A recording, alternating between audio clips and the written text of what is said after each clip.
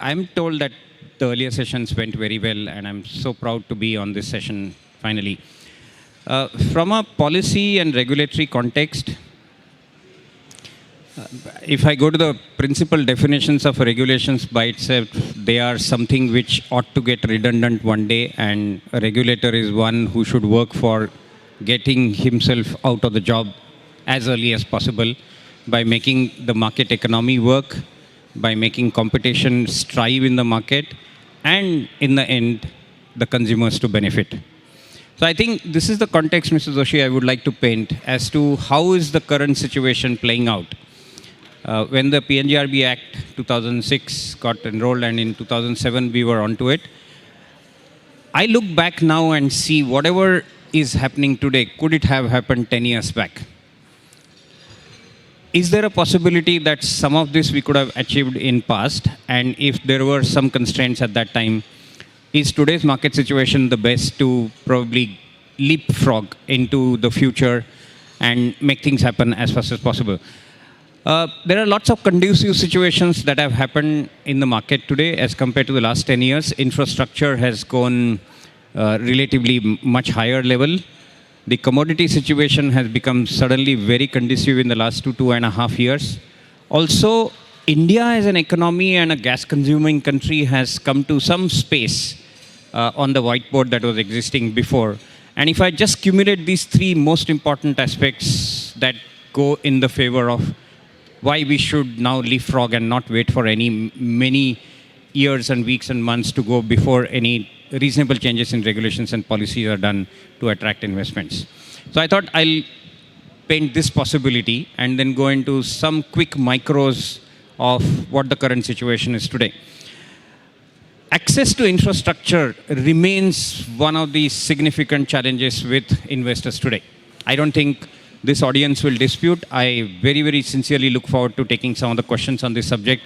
But if our government and the regulator keeps this one simple goal in front of you to make sure that the access to infrastructure needs to be made as early as possible and as easy as possible for investors and consumers possible, I would see that the gas market development will happen much faster than it was.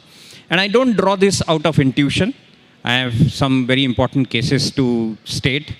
There are 6 countries in the world who went very close or crossed the mark of 50 BCM growth in a period of 10 years. And each of those countries at that time, and this is some 10 years, some of the countries 20 years back managed this kind of a growth in gas.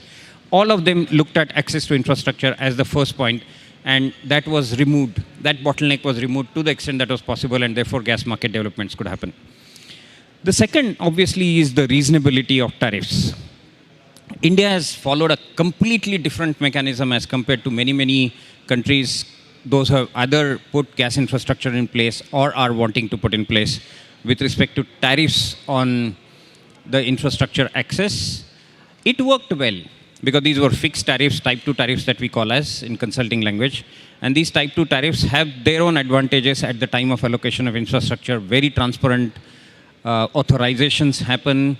Probably sometimes even faster development of infrastructure is ensured by type 2 because type 1 waits for its reward to come by, and therefore investment sometimes drag.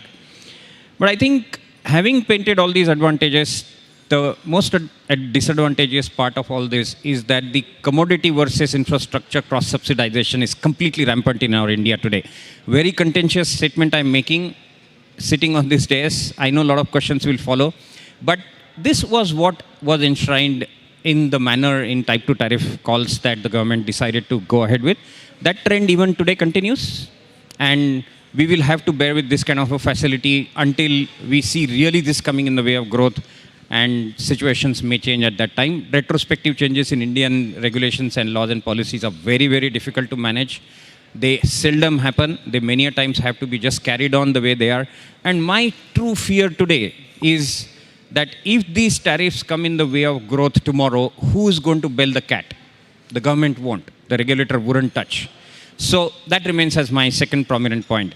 The third one is, how are we balancing the gas demand growth? There is significant latent gas demand that's available in the market. And there are a lot of attractive investments coming in the place. Some of you who are sitting in this audience are actually causing that. But while that is happening, who is going to take the responsibility for the latent growth? So I'm just trying to visualize for you. If the investors are already trapping a growth which is happening today, the regulator, the policymakers, and probably some energy economists and consultants like us ought to think 5 years and 10 years in advance as to how do I get that demand which would in normal course come up 2 years before or 3 years before. There is so much room available. As much as possible in our consulting board with industries and investors, we do this. We try to catalyze that kind of latent demand growth analysis. We also try to push the investors to make facilitation or catalyzation of that growth as earlier as possible. But I would say without regulations and policies, it will not happen. RNP is the incentive mechanism that many advanced economies used. I don't know how we can introduce that part in Indian regulations. But in the detailed part that Mr. Joshi gives me to speak, maybe I'll facilitate in description of some of these. I'll take a pause here and hand over the mic to you. Thank you, Deepak. I think you've laid down a very powerful list of points, not only 3. But before we get into that, can I talk to you, Subir, get you into talking about this? And I forgot to mention, Subir is currently the President Finance of Think Gas, which is one of the younger and brighter spots on the CGD horizon.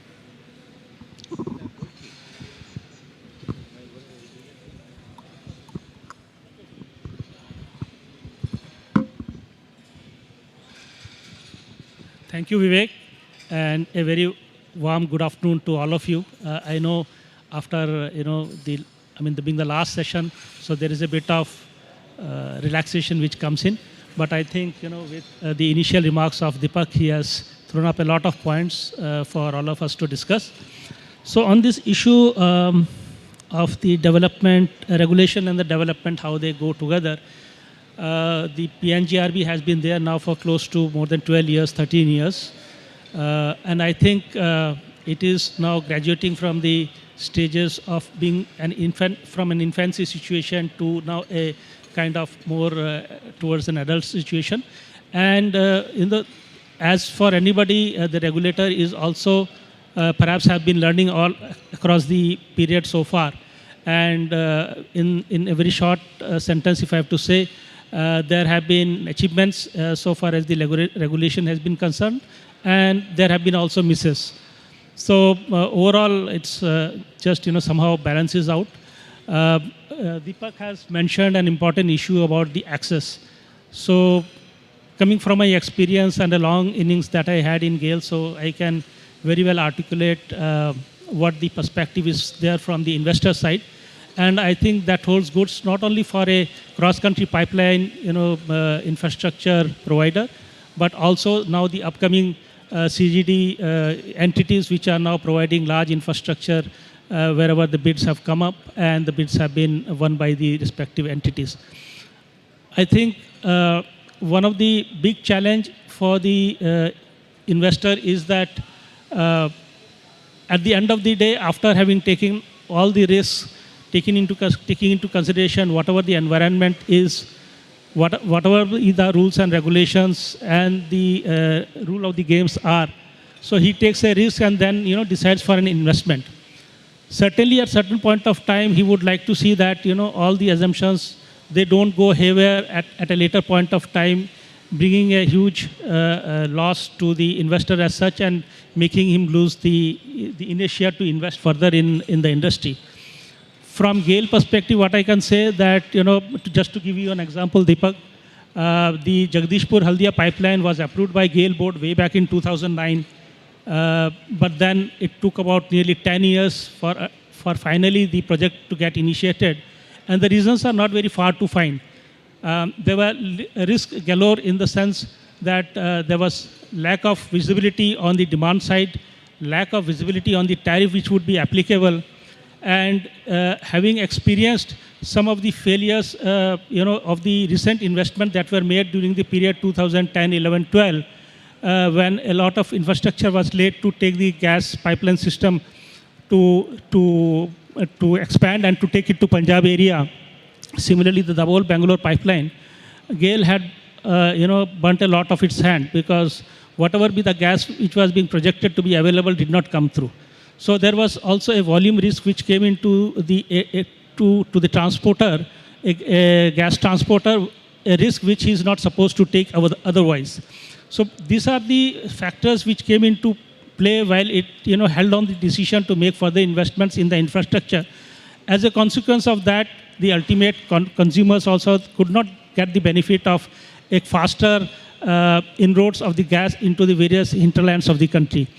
But somewhere around in 2015, I would say, or 2015, when we had a new thought how to go about this, I would say, conundrum in the sense that, the investor is not making investment because of lack of certain visibility and investment returns. On the other hand, the consumer is not able to shift to gas because the gas is not available.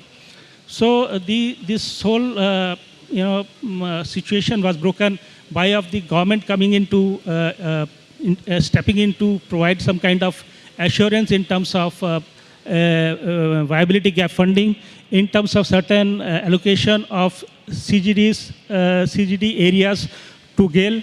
And another important factor was that to make the delivered gas to the consumer at the far flung of the pipeline system more reasonable, a thought was articulated, and it was well accepted and considered that there has to be some rationalization in the tariff, because the current system of tariff is on an additive basis, and as you move away from the source of the gas, the tariff builds up, and at the end of the day, howsoever you may be willing to offer a competitive price, but the tariff may be so prohibitive at the end of the day, because this is what we have seen in the case of JHPL, the ultimate consumer may have to pay a very high tariff if the current system of regulation of additive tariffs continues to be there. So these are some of the things the regulator has to look into. The cases there already for quite a while with the regulator on the issue of rationalizing the tariff. Coming to the CGD investments, this CGD infrastructure investments, after a long time, there has been a big pickup on the interest being shown in setting up CGD facilities within the country, and that has happened mostly in the 9th and the 10th round, where many players have come out very aggressively to bid for the CGD geographical areas. Now again, investors have come in with some expectation that the investment at the end of the day would bring them some return, not only by providing an efficient service, but also providing the solution which the consumers would like to have. So there again, certain assumptions, important assumptions have been made. I think one of the key assumptions that most of the CGD entities would have made is the availability, continuous availability of the domestic gas for the PNG and the CNG sector. I think that consistency has to be maintained till such time the CGD entities have crossed a long way and have been able to sustain on their own.